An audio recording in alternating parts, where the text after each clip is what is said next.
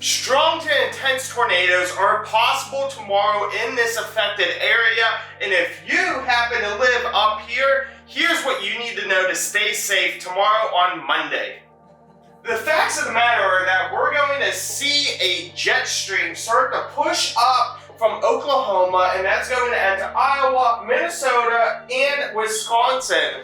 But we're going to have that cyclone that's over the central United States that's going to pull winds directly north. Now, when you have a jet stream come up and you have crosswinds of a cyclone, that is what introduces that rotation, which could produce a tornado. You're going to hear me say it, you're going to hear a lot of people say it, you need to have a safety plan. You need to know, do I have a tornado shelter nearby? Do I have a basement? Those are your primarily great options for if a tornado warning is issued through the National Weather Service. Ideally, an in-ground tornado shelter. Now, Iowa, they are becoming more popular. They're not as popular in Minnesota and Wisconsin, but you can check online as to where your closest tornado shelter is. If you can't get there in time, do you have a basement that you can go to? That's the second best option, is a basement.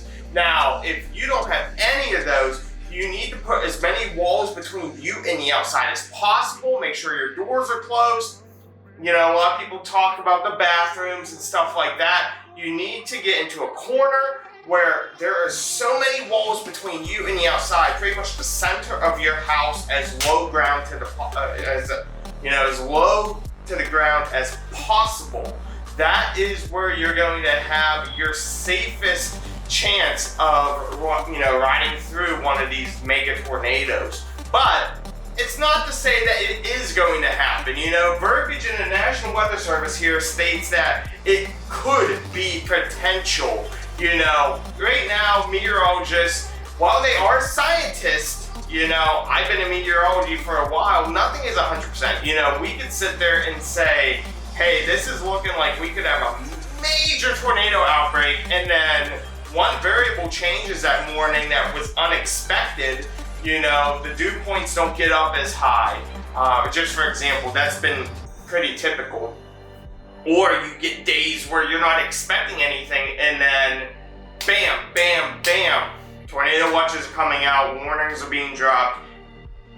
We are still in the infant stages of learning weather. You know, they've been doing it for 100 years, you know, but we are gathering all that data, the scientists are getting that data, the meteorologists are getting that data, and we as a whole in the community are learning through years and years and years of data and research, so that way 20, 30, even 40 years down the road, we may be able to predict and project exactly where a tornado could occur the day before, stuff like that.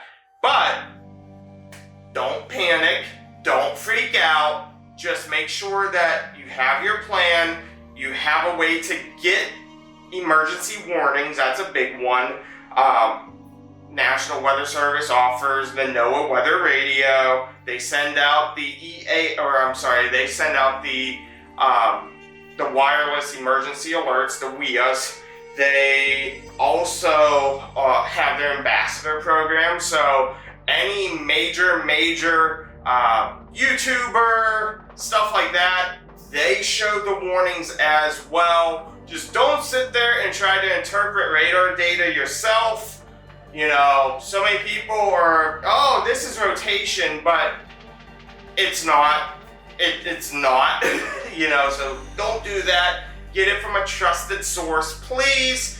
And as always, if it's safe to take photos and videos, that's one thing. Just if you got 80 mile per hour winds coming down, don't run outside trying to play hero and get a couple thousand likes on the video. Don't do that. But stay safe tomorrow, guys.